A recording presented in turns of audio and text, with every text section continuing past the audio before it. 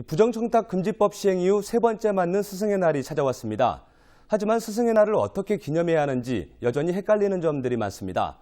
카네이션 생활은 드릴 수 있는지, 음료수 한 잔도 안 되는 건지, 과연 어디까지 가능한 건지 혼란스럽다는 목소리가 높은데요. 김영란법 시행 이후 달라진 선물의 허용 범위와 스승의 날 분위기를 키워드로 정리해봤습니다. 첫 번째 키워드는 바로 스승의 날 선물 어디까지 허용될까입니다. 예를 들어 생활 카네이션은 학생들이 모은 돈으로 반장이나 학생대표가 공개적으로 교사에게 주는 건 괜찮습니다. 하지만 개인이나 학부모가 주는 건 안 됩니다. 대표 몇 명이 따로 전달할 경우는 인증샷을 찍어 공개하는 게 좋습니다. 카네이션은 생화든 종이든 차이가 없습니다. 케이크도 마찬가지인데요. 다만 선생님과 나눠 먹어야 하고 따로 챙겨주는 건 불가능합니다. 선물도 학생들이 따로 돈을 모아 드리는 건 할 수 없고 금액이 5만 원 이하라도 허용되지 않습니다. 다만 사설학원이나 순수 민간 어린이집이라면 성의 표시가 가능하고 국공립이나 공공기관에 위탁받은 곳은 선물을 드려서는 안 됩니다. 김영란법이 시행되면서 스승의 날 풍경도 사뭇 달라진 건데요.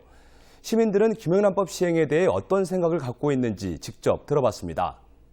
마음은 표현하고 싶지만 솔직히 이렇게 일관되게 정해진 게 아니니까 누구는 뭐 줬는데 누구는 뭐 줬다 이런 게 있을 수도 있으니까 안 주는 게 좋은 것 같아요. 옛날에는 그냥 이제 그 날 맞이해서 조금 표현 못한 것도 표현을 할 수 있고 하는데 지금은 조금 조심스럽게 접근해야 되니까 조금 조심스러운 부분이 있긴 하네요. 앞서 보셨듯이 김영란법 때문에 세상이 각박해졌다는 의견이 있는 반면 선물을 전할 수 없어 아쉽다는 목소리까지 시민들의 생각은 다양했습니다. 중요한 건 이제 스승에게 선물을 드리고 싶어도 제약이 많다는 건데요. 결국 김영란법 시행 이후 스승의 날 선물도 종류가 크게 달라졌습니다. 그래서 두 번째 키워드는 바로 김영란법 시행 이후 달라진 선물의 종류입니다. 요즘 일선 학교에선 이미 선물이 사라졌고 손편지로 학생들의 마음을 전하는 방법이 대부분을 차지하고 있습니다. 게다가 요즘은 참신한 아이디어들도 나오고 있는데요. 학생들이 오히려 상장을 만들어 선생님께 전달하는가 하면 학생들이 교사를 위해 음악회를 열기도 합니다. 선물 풍속뿐만 아니라 스승의 날 학교 행사의 모습도 달라지고 있는데요. 스승이 세족식 행사를 준비해 직접 학생들의 발을 씻겨주거나 밥을 거른 학생들에게 빵을 나눠주는 학교도 있다고 합니다. 하지만 김영란법 시행 이후 스승의 날은 교사들을 불편하게 만드는 날이 됐습니다. 해석이 어렵다 보니 사소한 행동 하나 오해를 살 수 있기 때문인데요. 그래서 요즘 이슈가 되고 있는 마지막 키워드는 바로 스승의 날을 교육의 날로 변경하라입니다.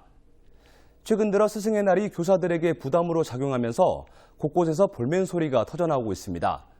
스승의 날을 폐지하거나 차라리 교육의 날로 바꿔달라는 국민청원까지 등장했고요.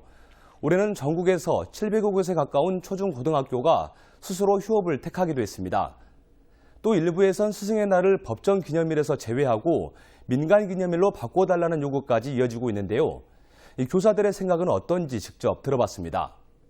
감사와 존경을 강요하는 듯한 이런 어색한 분위기 때문에 현장 교사들은 이렇게 스승의 날 이렇게 기념하는 것보다는 또 다른 식으로 좀 교육과 관련된 모든 주체들이 함께 교육과 관련돼서 기념하고 이런 날이 됐으면 좋겠다는 생각들이 많은 것 같아요. 이렇듯 김영란법이 가져온 변화들 때문에 스승의 날 존폐와 명칭 변경 등을 두고 논란이 이어지고 있는데요. 부정청탁 금지법이 시행된 지 어느덧 3년째. 스승의 날의 명칭이나 시기를 가지고 갑론을박을 벌이기보단 스승과 제자가 서로를 배려하며 덕담 한마디라도 나눌 수 있는 시간을 갖는 게 더 중요할 것 같습니다. 헬로티비 뉴스 고정문입니다.